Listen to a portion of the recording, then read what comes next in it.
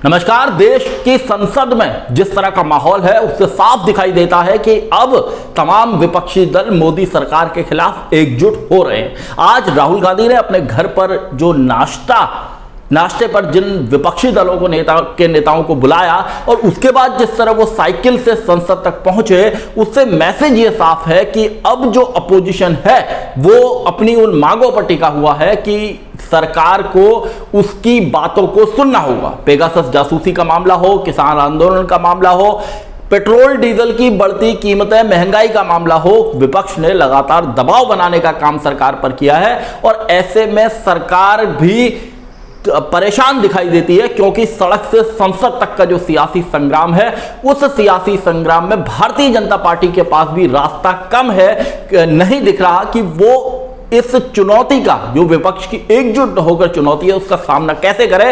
इस पर मैं बात करूंगा। आप देख रहे हैं सत्यहिंदी.com। अपील मेरी आपसे वही है, कॉर्पोरेट मीडिया के मुकाबले आजाद पत्रकारिता का समर्थन करें, सत्य हिंदी की सदस्यता योजना में शामिल हो।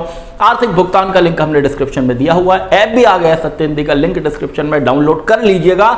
पेगासस जासूसी का मामला सरकार के गले की फांस बन गया है। दूसरी ओर किसान संसद के बिल्कुल बगल में अपनी एक संसद चला रहे हैं जंतर मंतर पर और लगातार अपनी आवाज को बुलंद कर रहे हैं। किसानों ने मिशन यूपी उत्तराखंड का भी ऐलान किया है। अगले 5 से 7 महीने में, 7 महीने के अंदर 5 राज्यों के विधानसभा चुनाव होने, जिनमें उत्तर प्रदेश सबसे अहम राज्य है। भारतीय जनता पार्टी और संघ परिवार की पूरी चिंता इस बात की है कि किसी तरह उत्तर प्रदेश का चुनाव जीता जाना चाहिए। उत्तर प्रदेश को हल्के में नहीं लिया जा सकता क्योंकि उत्तर प्रदेश दिल्ली की हुकूमत पर कौन बैठेगा, दिल्ली की गद्दी पर कौन बैठेगा, इसको भी काफी हद तक तय करता है।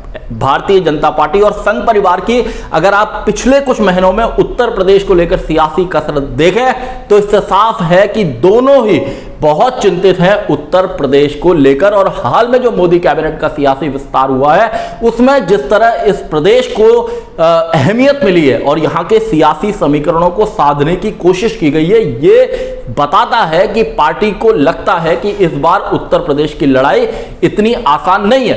दूसरी ओर कांग्रेस ने जबरदस्त प्रेशर बनाया है। विपक्ष का काम है दबाव बनाना, सरकार को मुद्दों पर बातचीत के लिए घेरना। बीजेपी ने भी हमला बोला है और कहा है कि विपक्ष लगातार संसद का वक्त जाया कर रहा है, लेकिन कांग्रेस का, विशेषकर कांग्रेस इस मसले पर खासी हमलावर है, पेगासस जासूसी के मामले पर। और उसने और तमाम विपक्षी दलों ने, चाहे आज राहुल गांधी ने जो नाश्ते पर सभी दलों के नेताओं को बुलाया हो या इसके अलावा जो संसद के अंदर जो सियासी कदमताल विपक्षी दलों की दिख रही है, उससे यह मैसेज साफ जा रहा है कि सरकार पेगासस जासूसी मामले को लेकर अब घिरती हुई नजर आ रही है। सुप्रीम कोर्ट भी इस मामले में आगे की सुनवाई करने जा रहा है। तो हालात जो है अभी सरकार के खिलाफ जाते दिख रहे हैं और ऐसे में किसान आंदोलन का सियासी प्रेशर भी बढ़ रहा है। प्रधानमंत्री नरेंद्र मोदी ने अपनी नई टीम सामने रखी है, कई पुराने लोगों की छुट्टी की है, लेकिन इस सब के बावजूद पेगासस जासूसी के मामले पे विपक्ष का यह कहना है कि जब कई देशों में वहां की सरकारों ने इस मसले की जांच करा दी है तो आप जांच कराने से पीछे क्यों हट रहे हैं। तो ये एक बड़ा जो डेडलॉक, एक गतिरोध तो बना ही है, लेकिन एक बड़ा मुद्दा विपक्ष के हाथ लगाया और उसने उस मुद्दे को सही ढंग से उठाने का काम भी किया है। इसके अलावा किसान आंदोलन का मसला भी बिल्कुल चरम पर है। ऐसे में सरकार के सामने भी चुनौती है। हालांकि बीजेपी ने कहा है कि उसके सांसद, उसके नेता अपने विधानसभा क्षेत्रों, अपने लोकसभा क्षेत्रों में जाएंगे और विपक्ष ने जिस तरह का व्यवहार मॉनसून सत्र में किया है उसके बारे में लोगों को बताने का काम करेंगे। लेकिन यहां विपक्षी दल भी तमाम तरह से एकजुट होते दिख रहे हैं। आपने देखा कि ममता बनर्जी ने अपने दिल्ली दौरे के दौरान ताबड़तोड़ मुलाकातें की हैं और उसके बाद पिछड़ों की राजनीति के मसीहा, सामाजिक न्याय से जो की राजनीति करने वाले